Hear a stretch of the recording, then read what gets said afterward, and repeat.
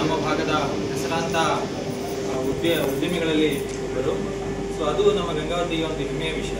ಅದರೊಟ್ಟಿಗೆ ಈ ಭಾಗದ ಒಂದು ಜವಾಬ್ದಾರಿ ವಿದ್ಯಾಸಂಸ್ಥೆಯಾಗಿ ಸ್ಫೂರ್ತಿ ಆಯುರ್ವೇದಿಕ್ ಮೆಡಿಕಲ್ ಕಾಲೇಜ್ ಸದಾ ಜನಾನುರಾಗಿಯಾಗಿ, ಸದಾ ಜನರ ಸೇವೆಗಾಗಿ, ಸದಾ ಆರೋಗ್ಯ ಕ್ಷೇತ್ರದಲ್ಲಿ ಯಾವಾಗಲೂ ಜನರ ಒಂದು ಆರೋಗ್ಯದ ಬಗ್ಗೆ ಹಪಹಪಿಸ್ತಾ ಕೇವಲ ಅವರ ಒಂದು ಏನು ನಿರೋಗಿ ಅಂದರೆ ರೋಗಿ ಅವಸ್ಥೆಯಲ್ಲಿ ಅಲ್ಲದೆಯೇ ಸಹ ಅವರು ಆರಾಮಿರುವಾಗಲೂ ಸಹಿತ ಹೇಗೆ ಅವರ ಒಂದು ಸ್ವಾಸ್ಥ್ಯತೆಯನ್ನು ಮೇಂಟೈನ್ ಮಾಡಬೇಕು ಅನ್ನೋದು ನಮ್ಮ ಸ್ಫೂರ್ತಿ ಸಮೂಹ ಸಂಸ್ಥೆ, ಆಯುರ್ವೇದ ಸಮೂಹ ಸಂಸ್ಥೆಗಳ ಸಂಕಲ್ಪವೂ ಆಗಿದೆ. ಸೊ ನಮ್ಮ ಸ್ಫೂರ್ತಿ ಆಯುರ್ವೇದಿಕ್ ಮೆಡಿಕಲ್ ಕಾಲೇಜ್ ಕಳೆದ 4-5 ವರ್ಷಗಳಿಂದ ಆರೋಗ್ಯ ಕ್ಷೇತ್ರದಲ್ಲಿ ಹಲವು ಕೆಲಸಗಳನ್ನು ನಾವು ಮಾಡ್ತಾ ಬಂದಿದ್ದೇವೆ. ಪಾಠ ಅವಬೋಧ ಅನುಷ್ಠಾನ ಅಂತ ಹೇಳ್ತೀವಿ. ಆರೋಗ್ಯ ಕ್ಷೇತ್ರದಲ್ಲಿ ತಮಗೆಲ್ಲರಿಗೂ ಗೊತ್ತಿರುವ ಹಾಗೆ ನಮ್ಮ ಭಾಗದಲ್ಲಿ ತನ್ನದೇ ಆದ ಛಾಪನ್ನು ಮೂಡಿಸಿದ ನಾವು ವೈದ್ಯಕೀಯ ಶಿಕ್ಷಣ ವಿಭಾಗದಲ್ಲಿ.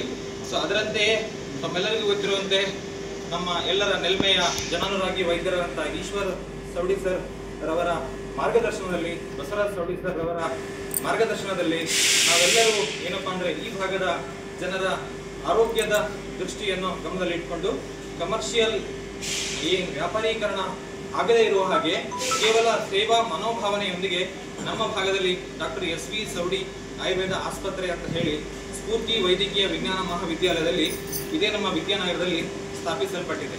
ಸೊ ಕಳೆದ 2-3 ವರ್ಷದಿಂದ ಯಶಸ್ವಿಯಾಗಿ ಮುನ್ನುಗ್ತಾ ಬಂದಿದೆ. ಸೊ ತಮ್ಮೆಲ್ಲರಿಗೂ ತಿಳಿದಿರುವ ಹಾಗೆ ಸೊ ಅದೇ ಒಂದು ಕೆಲಸವನ್ನು ಮುಂದುವರಿಸುತ್ತಾ ನಮ್ಮ ಫೋಕಸ್ ಏನಪ್ಪಾ ಅಂದರೆ ಜನರು ಪೇಷಂಟ್ಸ್ ಇದ್ದಾಗ ಪೇಷಂಟ್ಸ್ ನೋಡೋದು ಮಾತ್ರ ನಮ್ಮ ಫೋಕಸ್ ಅಲ್ಲ.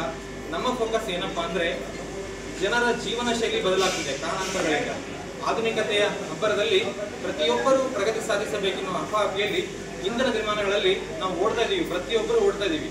ಅದು ಗ್ರೂಪ್ ಡಿ ಇರ್ಬೋದು ಅಥವಾ ಕೋಟ್ಯಾಧೀಶ್ವರ ಇರ್ಬೋದು. ಪ್ರತಿಯೊಬ್ಬರಿಗೆ ಇರೋದು 24 ತಾಸು.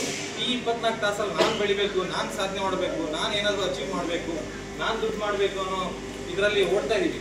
ಈ ಒಂದು ಡ್ಯೂ ಕೋರ್ಸಲ್ಲಿ ನಾವು ಹೇಗೆ ಬದುಕಬೇಕು, ನಮ್ಮ ಆಹಾರ ಶೈಲಿಯನ್ನು, ನಮ್ಮ ವಿಹಾರ ಶೈಲಿಯನ್ನು, ನಾವು ಬದುಕುವ ರೀತಿ ನೀತಿಯನ್ನು ಬಿಟ್ಟು ಹೊರಗಡೆ ಹೋಗ್ತಾ ಇದ್ದೀವಿ.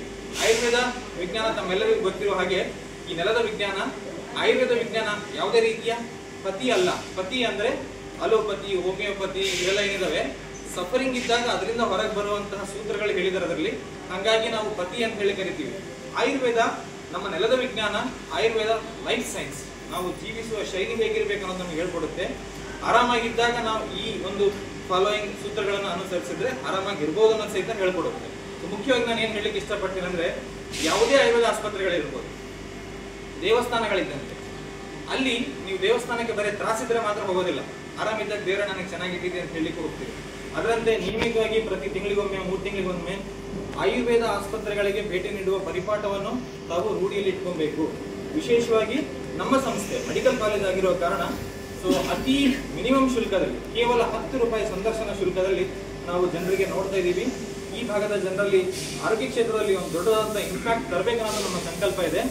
ಆ ಒಂದು ನಿಟ್ಟಿನಲ್ಲಿ ಸೊ ಒಂದು ಮಾತಿದೆ, ಸಮಾನ ಮನಸ್ಕರು ಸೇರಿದ್ರೆ ಸಮಾಗಮ ಸಾಧ್ಯ ಅಂತೆ.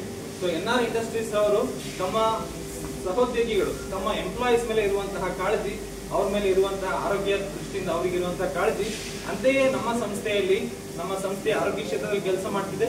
ನಮ್ಮ ಸಂಸ್ಥೆಯು ಸೇಮ್ ಧ್ಯೇಯವನ್ನು ಮನಸ್ಸಿನಲ್ಲಿ ಇಟ್ಕೊಂಡು ಯಾವಾಗಲೂ ಎಂಪ್ಲಾಯೀಸ್ನ ಒಂದು ವಿಶ್ವಾಸಕ್ಕೆ ತಗೊಂಡು ಹೋಗುವಂಥ ಸಂಸ್ಥೆ ಆಗಿರೋದ್ರಿಂದ, ಇಬ್ಬರ ಥಿಂಕಿಂಗ್ ಒಂದೇ ಇರೋದ್ರಿಂದ ಇವತ್ತಿನ ಕಾರ್ಯಕ್ರಮ ಯಶಸ್ವಿ ಆಗುತ್ತೆ ಅಂತ ಭಾವಿಸ್ತಾ ಹೆಚ್ಚಿಗೆ ಮಾತಾಡಲಾರದೆ ಇವತ್ತಿನ ಕಾರ್ಯಕ್ರಮ 10ನೇ ರಾಷ್ಟ್ರೀಯ ಆಯುರ್ವೇದ ದಿನಾಚರಣೆಯ ಅಂಗವಾಗಿ ಸ್ಫೂರ್ತಿ ಆಯುರ್ವೇದಿಕ್ ಮೆಡಿಕಲ್ ಕಾಲೇಜ್ ಹಾಗೂ ಈ ಭಾಗದ ಜನಾನುರಾಗಿ ಸಂಸ್ಥೆಯಾಗಿರುವಂತಹ ಇನ್ನರ್ ವೀಲ್ ಕ್ಲಬ್ ಗಂಗಾವತಿ ಹಾಗೂ NR ಇಂಡಸ್ಟ್ರೀಸ್ನ ಸಹಯೋಗದೊಂದಿಗೆ ಇವತ್ತಿನ ದಿವಸ ನಾವು ಆರೋಗ್ಯ ಶಿಬಿರವನ್ನು ಹಮ್ಮಿಕೊಂಡಿದ್ದೇವೆ.